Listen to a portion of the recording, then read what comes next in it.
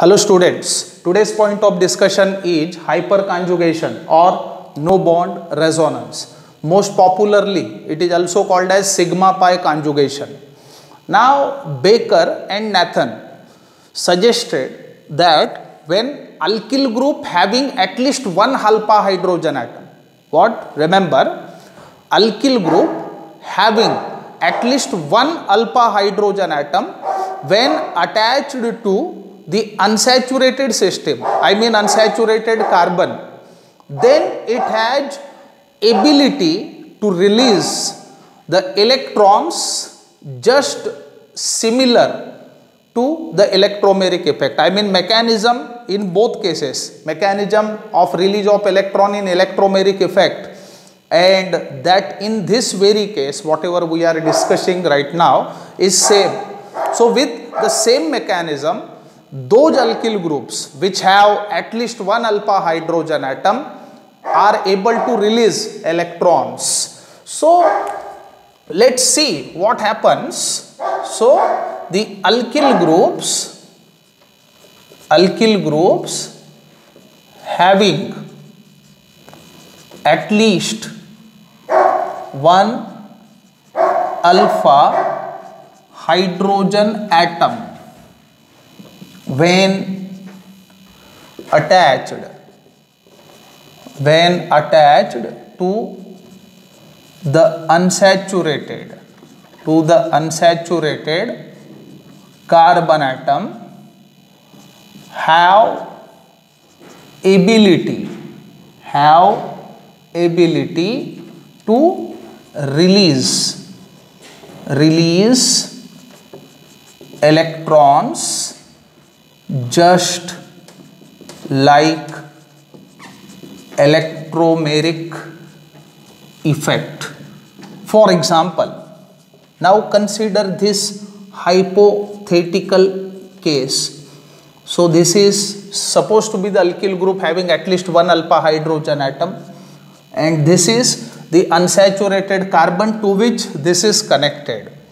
Now the release of electron can be shown as, so such type of release of the CH bonded electron pair is possible or feasible, and it is observed by the Baker and Nathan. So what exactly happening right here? This certain delocalization involves sigma and pi bonded orbitals.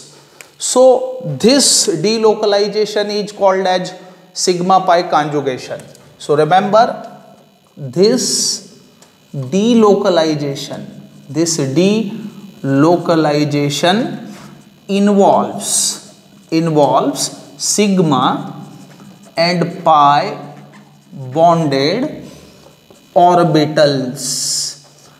Thus it is known as sigma pi conjugation. Hence it is popularly known as sigma pi conjugation. So simply one can say the greater are the number of CH bonds, I mean greater the number of the hydrogen atoms on alpha carbon of the alkyl group which is just connected to the unsaturated carbon, greater will be the sigma pi conjugation. And remember, most importantly, this sigma pi conjugation is nothing but the hyperconjugation. So in simple words, what hyperconjugation is? It is the delocalization of CH bonded electrons attached to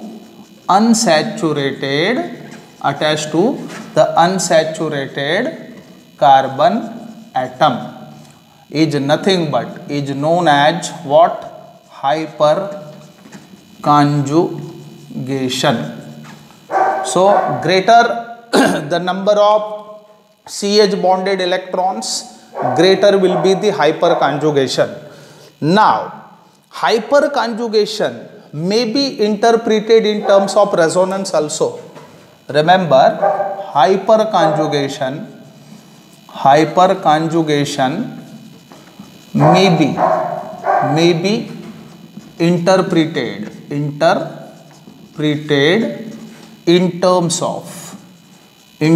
of resonance. Let's see how. For example, consider propylene. Now propylene is supposed to be the resonance hybrid of the following canonical forms. Now how propylene can be given? Remember, this is the propylene. Now the resonance in this case can be shown as, so the canonical form so obtained can be given in this manner. This is the canonical form. So next situation is, now this electron pair may also get delocalized. So what happens? So next resonating structure that can be drawn is likely to be this. Now next to this electron pair, I mean CH bonded electron pair, may also get delocalized. So the further resonating structure that can be drawn in this very case is likely to be this. So these are the resonating structures involved due to the delocalization of CH bonded electron pair. Now most importantly, there is no bond in between carbon and hydrogen in one of the resonating structures. Therefore, this type of conjugation, that is sigma pi conjugation, no doubt earlier we have explained, as there is no true bond between the carbon and hydrogen in one of the structures, this is known as no bond resonance.